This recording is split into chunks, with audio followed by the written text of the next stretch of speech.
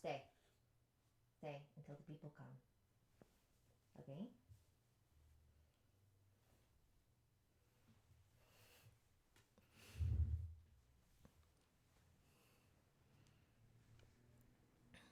Hello. See little Zizu right there. Hi, buddy. I'm gonna give it a sec. See, wait for people to come. No, buddy. Yay, people are here. Hello, welcome to the Something Scary Fan Hour. This is every Wednesday at 4:30 p.m. Pacific Standard Time. I'm Sapphire, and I'm also very cold, which is why I am wrapped in a blankie. It's very cold in my house. Anyways, let's see. How do I? It always takes like a sec to show the people. Anyways, how's everybody doing? It's not like I can hear you. How do I do? There we go. Perfect. That's what I wanted. Let me know if you guys like can't hear me or whatever. Anyways, while waiting for everyone, I thought it might be cute to show some of Zisu's tricks. That's my dog Zizu. You want to see him do some cool stuff? All right.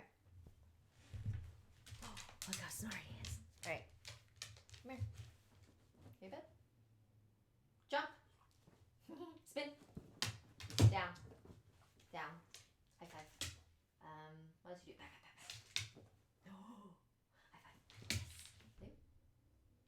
Good boy.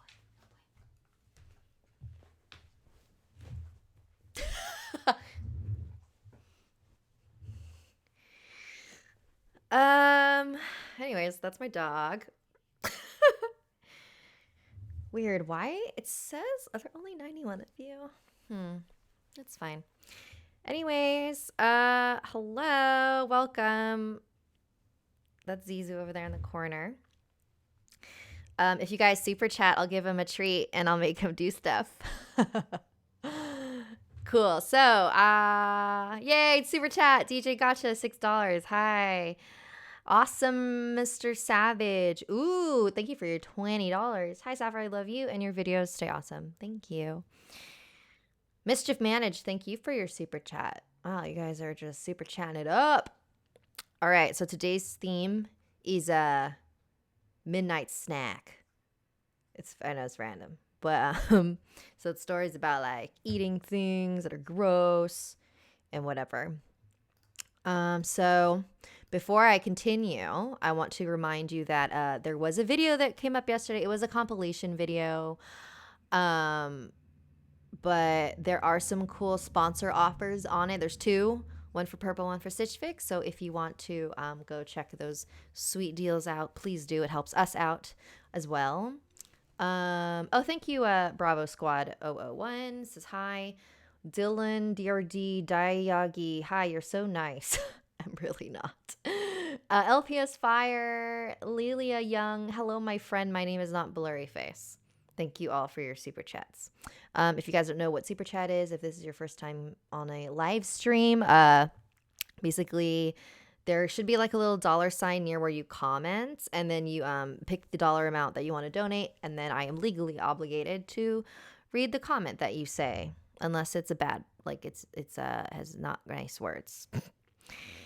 KK Kid, remember me? Lol. I don't. Mudblood Slytherin, you really rock the cute hipster look. Thanks, I guess. Where was I? Oh, I remember. So, yes, check out yesterday's video. Also, because I don't think I mentioned it on the video, or maybe I did, but there is a podcast that came out. There's a podcast that came out yesterday. The theme is Southeast Asian stories. They're all new stories. So I know we didn't do a new video yesterday, but we do have a new podcast. So make sure you don't forget about the podcast. Make sure you head on over, download it. Helps us out a lot. Stop. Hey, Zizu, go to your bed. Stop it. Sit. Hey, sit. Good boy. Sometimes he's really mean. Melva Lewis, hello from Flint, Michigan. Well, oh. I know. I hope you're getting clean water over there if you can. Everything's awful. Potato Man, I love your videos. Thank you. All right. So, what was I saying? I keep getting interrupted. Okay. So, don't forget to check out the podcast yesterday. Oh, on iTunes or wherever you listen to podcasts. Don't forget to check out yesterday's video. Also, cool news if you haven't already heard. Rachel's been posting about it a lot, but if you somehow missed it, Dark 5 is coming back. I don't know the official date. I'm pretty sure it's gonna be every Thursday. I'm pretty sure. But the first episode, which I'm the first guest, first episode of the Dark 5 podcast is tomorrow. And you can listen to it at midnight tonight if you subscribe on iTunes or wherever you listen to your podcast. Don't forget to subscribe, leave a rating, and a review, because that also helps us out a lot. How many times can I say that helps us out a lot? All right. Oh, LPS Fire, thank you again. Nova the Nugget, hi, I love your video. They're awesome. Lila Young, hi, I love this channel. Thank you for being cool. You guys are all very nice. Hey, someone from New Zealand is here. I'm actually planning on visiting New Zealand in May for my honeymoon that I have not gone on yet, and I would like to with my husband. I need a break. Okay, my hair is like getting all weird. All right, guys, you ready for today's episode? Are you guys ready for today's stories? Can you go to your bed, please? Go to your bed. Stay. Sit. Sit. Hey. Ugh. He's usually better than this. Michelle Trent, I listen to the stories during work. Thank you. Aw, Insanity Animations. Ellison Kim, give Doggo a treat. All right, I'm going to give him a treat, and then we're going to get into the stories, all right? Dottie says, remember me from last stream? I also love you. Potato Phoenix, I've been a fan since 9. I'm now 11. Thank you so much for the vids. Aw, so you've been here since the beginning, because I've only been doing this for like 2 years. All right. He's right here. Isn't he cute? Sit. Stay. You have to stay here. Stay. Good boy. Okay. Sorry, I know you guys are getting impatient, and he wants more treats. Go to your bed. All right, here we go. So this first one comes from Clark. Cool. Okay, might be some spelling errors, but we'll work through it. When I was 13 years old, my grandmother passed away. I was pretty sad about it, considering she was my favorite person in the world. She made lots of baked goods for the family, and of course, I was her favorite. Baked goods. She always made this amazing apple pie that had a certain detail I could never forget. Little pie crust meant on the outside edge of the pie. But after I was about 10, she became a little weird. She started calling me names and not wanting me at her house anymore. And it got to the point where whenever my parents left me alone with her, she threatened me with knives. It might have been the fact that my grandpa passed away before that time, and the stress of living alone was getting to her. Soon enough, she passed away. About a month after, we were the ones assigned to clean her house out. As soon as I went inside, I saw all the old pictures of me when I was young, smiling in every single one. I asked my dad, "Where do I start?" He answered back, "Start in the basement." Ugh, I hated the basement. It really freaked me out all the time, considering that's where she died. And it was just creepy in general. I tiptoed down the stairs and turned the light on. The basement was unfinished and cold. Old rusty pipes came out of the walls, moldy stains were everywhere, and it smelled pretty bad. Then something caught my eye. A rocking chair in the corner. But it was rocking. No one was down before me, so there's no way this chair should be rocking. And when I thought things couldn't get more weird, I heard my dad yell from upstairs. "Hey, Clark, do you for any reason see a rocking chair in the basement?" My heart sank to the bottom of my body. "Yeah," I yelled back. There was a long pause before he said, You don't touch that chair or the red box on it. You hear me?" Red box? I didn't see a red box. That's when it caught my eye. A blood red box on one of the arms of the chair. Luckily, I had my phone with me, so I turned flashlight mode on so I could at least see it better. There was something scratched on top of the box. I stepped closer, over to the old wooden chair. On top of the box, there was an upside down star with a circle around it, with a goat's head straight in the middle of the star. At that time, I didn't know what it was, but I know now it was a pentagram. As soon as my hand moved to pick it up, something quietly called my name. Clark, come here. I've baked a pie for you. I couldn't forget that voice. It was Grandma. I immediately turned around to where the noise came from. I was terrified, but I stayed in the basement to keep moving all the old furniture and stuff out of the basement. Except that chair. A few days passed and I forgot about it. I was back at home and comfortable. I was about to fall asleep on a Wednesday night when I heard a knock on my window. I slowly crept out of my blankets and off to my bed to look at the window. The thing I saw was terrifying. It was Grandma. Sorry, I burped. Clark, come here. I've baked a pie for you. She repeated this until I shined my phone light out the window, which made her disappear. She just evaporated into thin air. I was terrified, so I closed the blinds. The next morning, I was going to a friend's house. Sorry, my throat hurts. I walked downstairs and made breakfast. I looked at the clock while I was eating, and it was 9:37. I quickly put on my shoes and went out the door. Something was on my porch that I saw out of the corner of my eye. It was a pie. I just thought it might have been my friend had made a pie for me because she did this often. I crouched down to look at the pie, but you know what I saw?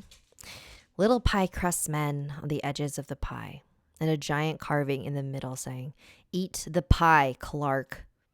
It looked really rugged and gross. I was completely silent. And after staring at it for a few minutes, I picked it up and went inside. I set it down on the counter and grabbed a knife, cutting it straight open. Very quickly, a rush of red juice came flowing out of the crust. It dripped onto the table and squirted on my hands. I quickly went to grab a towel, and on my way back, I licked the juice on my hand. I winced. That wasn't cranberry juice. It tasted like copper. Now the whole kitchen began to smell awful, like a surgery room. Then my eyes opened wide as I watched the juice seep into the wood table. It wasn't filled with cranberry juice. It was filled with blood. I turned around to the sink thinking I was going to vomit. After I collected myself, I peeked back over at the pie. There was a white little speck inside. I pulled it out, and it was a blood-soaked note. It read, "I hope you like it." Ew, what? So his dead grandma baked him a blood pie? It's gross. Hey, go to your bed. Go to your bed. Bed. Hey, you're embarrassing me. Go to your bed. Bed. You're bad. Sit. Oh my God, he's so bad. All right. Next story comes. Let me catch up. LPS Fire. Did I read that one already? Oh my God, I love you so much. You're the best. You guys are so funny with your chats. You guys make me read these super chats, and I sound like an insane person telling myself I love myself. Can you please leave me alone, baby? Hang on, I'm gonna let him out because he's being annoying.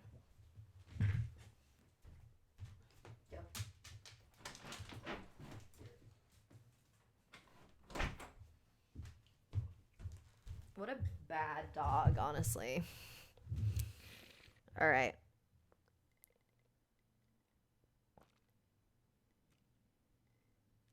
Okay. Oh, my throat. God, I hope I didn't mess up my throat because I've been doing a lot of singing lately, and I feel like I might have messed up my voice. I don't know. I gotta take care of my voice, man. All right, here we go. This one is from Mai. This is a story about a Hmong couple, Lee and Mai. Lee and Mai had quickly fallen in love with each other and were planning an extravagant wedding.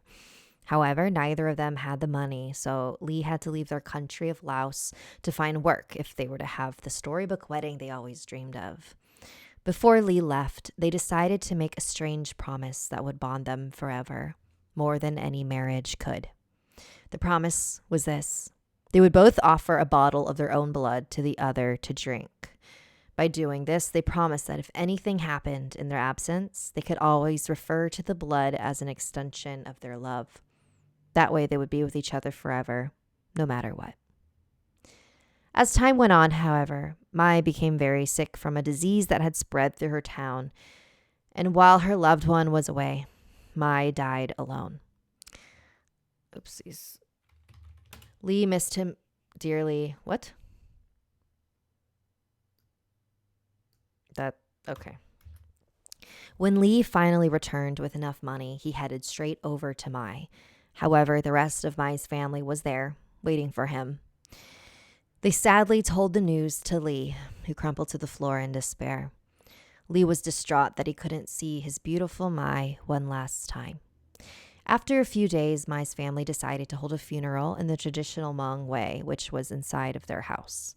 They had drummers and Hmong Keej, Queej, I don't know how to say that, which were traditional bamboo flute artists who were there to help guide the dead. Many in town came to mourn her.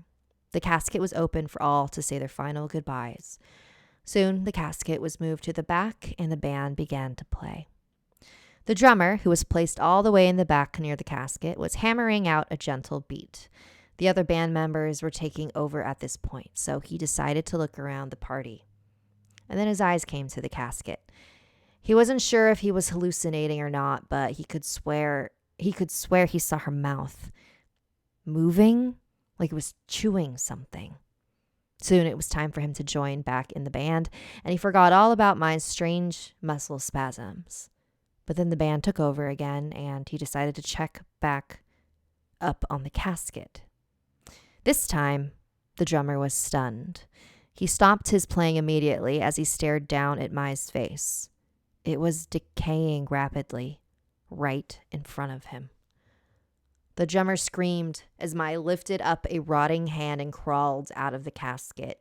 Lee, who was outside mourning with Mai's family, quickly ran into the house to see what all the commotion was. He pushed back the crowd to find the source of the trouble. It was by the food table. Someone was crawling all over it, shoving food in their mouth. It was Mai. Every time she took a bite out of the bloody meat offered at the party, bits of her skin would flourish like they were new again, and then rot right after. She was healing herself with the blood of these animals. Soon, Mai finished eating all the meat, but her body was still decomposing. She then cocked her head to the crowd and salivated at their flesh. The crowd screamed as Mai rushed towards them, looking to satisfy her insatiable hunger. Lee realized what was happening, and he took out the bottle of blood Mai had given him. Mai had consumed his blood and was now eternally hungry for more to keep her body pure. Lee knew he had one chance to fix this. Fighting back tears, he tackled his decaying girlfriend onto the floor and pinned her down. Her dark yellow teeth snapped toward his neck, but he kept her pinned. He then opened the bottle of Mai's blood and poured it down her throat, screaming, "I return this blood to you." Lee watched as Mai's blood seeped through her skin and was carried around the rest of her body. She slowly became weaker, and her skin repaired itself in front of him. Mai was regaining her body, but also losing her life. As her skin returned to its original state, she began to slip away. Mai stared at her lost love through tear-soaked eyes and whispered, "I love you, Lee." Her eyes slowly closed, and Lee hugged her back, sobbing into her chest, replying back, "I love you too." He listened as Mai's heart returned to life for a brief moment, then slowly beat down to a slow, unsteady rhythm before finally stopping. Mai's time had come. Her body returned, but her life lost. Lee wiped away his tears and carried his loved one to the casket. The band and guests returned to the house to pay their respects once more, but Lee had one final request for everyone. He asked them to marry himself to this beautiful woman so they could share each other forever, not through blood, but by soul. The crowd smiled and fulfilled his request. Lee was married to Mai on the day of her funeral, and although the memory was bittersweet, he was glad to have seen his wife one last time and tell her he loved her. Oh, that one's like kind of a sweet one. All right. Next one comes from Amanda. All right, I have not read this one yet, so let's see. Hang on, I need water.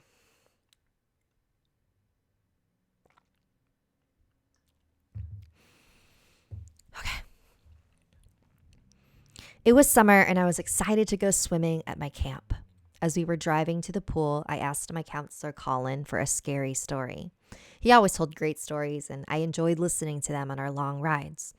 Colin smiled at me, knowing I liked the usuals, but this time he told me he had a brand new one. He told me a story of the old summer camp he used to work at. In a low voice, Colin began. Sorry, I'm a burp. There was a big lake in the camp. Many of the older kids liked swimming under the docks, but the seaweed would tangle around their feet, and it would be such a hassle. He continued staring around at the kids. The camp leaders decided to make a rule against going under the docks. Anyone who went under the docks would be punished and sent home early. One beautiful day, the kids were allowed to go for a swim. As they were leaving, one sneaky boy named Thomas went under the docks. He had thought it would be fine and he would get out right after, but it wasn't fine.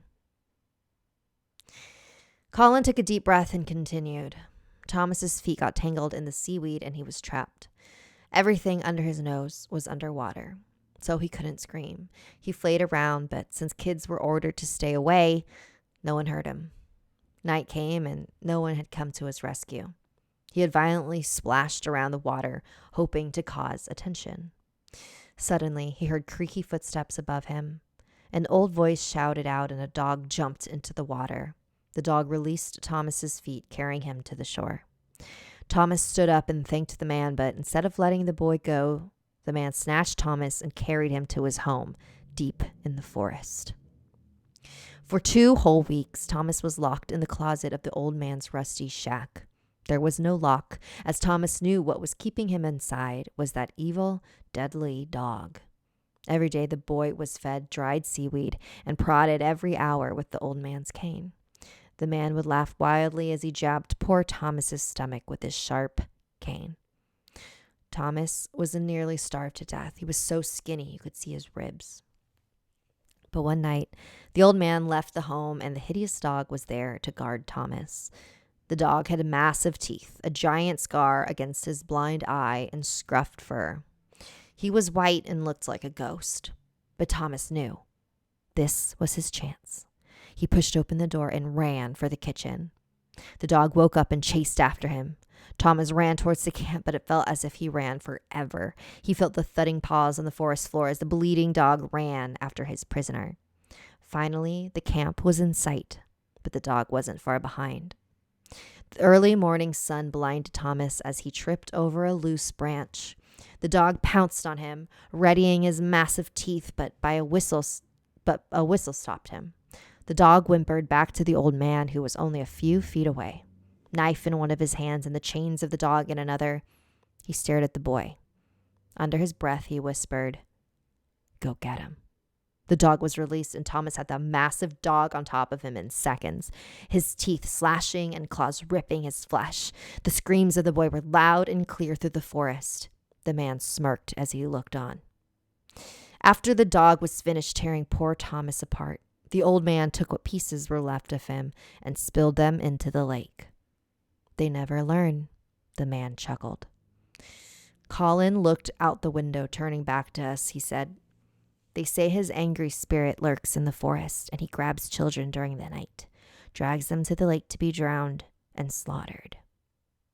The only way to escape his spirit is to place dried seaweed next to your bed. He despises this. But no one can try because after 2 years have passed, the camp was shut down. I guess that was it for the old man's terror. But then again, who says he can't just move on to another camp? Just then the car pulled up to the pool. My eyes were wide with terror. I hadn't expected the story to be so brutal. I'll just say, I never went swimming that day. Okay, I'll probably have to fix that one a bit. Thank you, Amanda. What? Cat Cray says, why the hoodie? It's actually not a hoodie. It's a blanket. Because I'm cold. I'm so cold in my house. All right. Are you guys ready for your last story? Because we are coming to the end of the stream. Okay. This one is from Ella H. I have not read this one yet either, so. As a kid, I chewed my nails. I still do, but only when I get nervous or when they get too long. I promise there's a reason why. When I was in 3rd grade, new neighbors moved across the street. They had a girl my age named Amanda, who at first seemed to be nice, but ended up to be really creepy. She tried to spy on me through my window with binoculars and would say some disturbing things.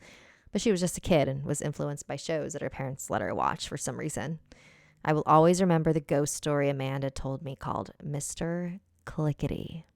The story was about a man named Mr. Clickety. He was a kind old man who everyone liked. Every day he'd go on morning walks in the park. The park had a little bridge that looked over the beauty of the park.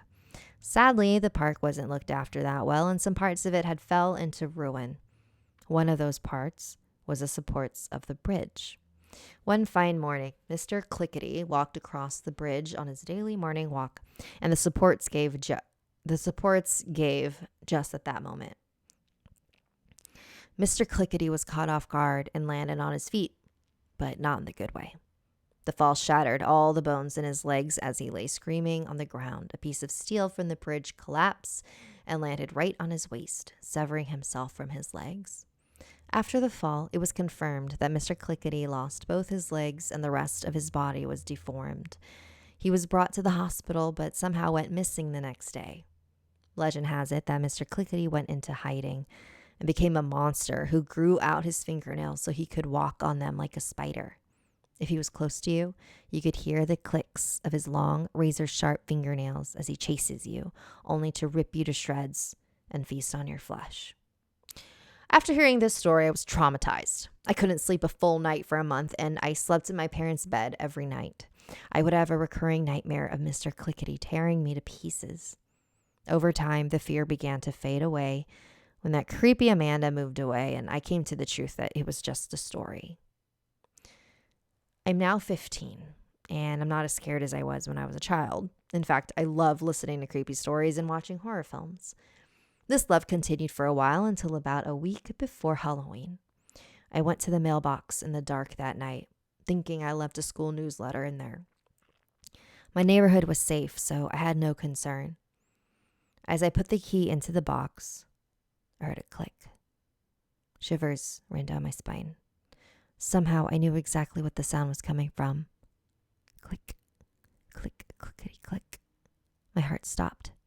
I quickly grabbed the mail, closed the box, and ran back to my house. I heard those clicks getting closer and closer. Click, click, click, click. The clicks are right behind me. Suddenly I stopped in my tracks and turned around. I wanted to run, but my body stopped me and my curiosity took over. I saw him.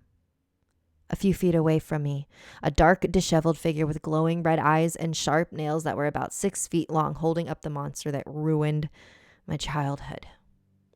I felt his burning hot breath, and I could smell the stench of blood. I turned to run. I slipped and fell on the slippery road as it had rained that day. In the dark, I could see his glowing red eyes coming closer and closer. His clicks were louder now. This is it, I said to myself. That's when bright car lights beamed through the dark. Once I regained my vision from the blinding lights, I saw my mom and my sister above me. What are you doing on the ground? My mom asked. She had just come back home from picking up my sister from a Halloween party. I sighed in relief. I just slipped. Well, that's not a surprise, my sister teased. As I followed my mom and my sister inside, I looked around. No sign of the monster.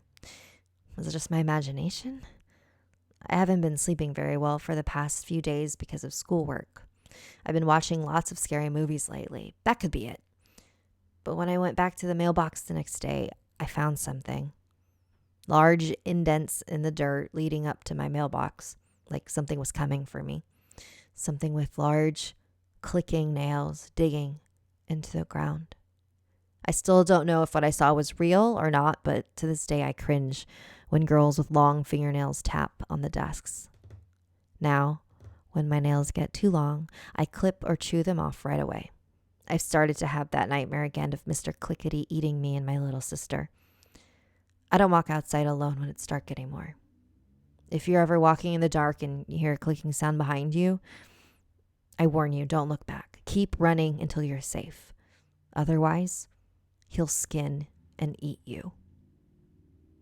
Ah! Creepy Mr. Clickety. Cool. Well, that was the last story. Before I leave you all, quick reminder, Dark 5 is coming out tomorrow. I am the first guest, so make sure you download. It actually, you can listen to it the second it comes up at midnight. Courtney's in the chat. Hi, Courtney. Everyone say hi to Courtney. But yeah, so Dark 5 comes out tomorrow.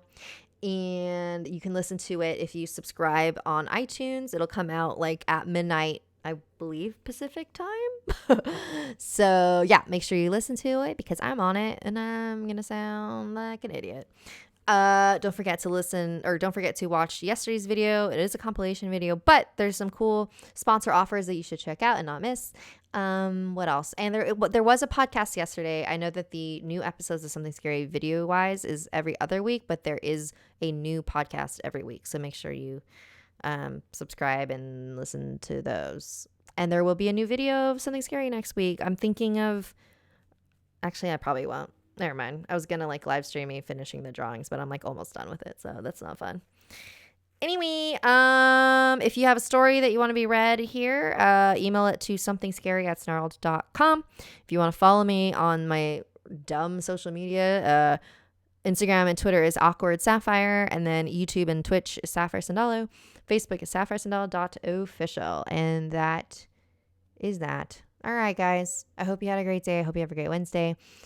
I hope my voice gets better because I feel like, I don't know if you guys have noticed, but I feel like my voice is getting worse lately, which is not good because I need it for my living. This voice makes me money. So yes, anyways. All right. Bye everyone, especially Courtney.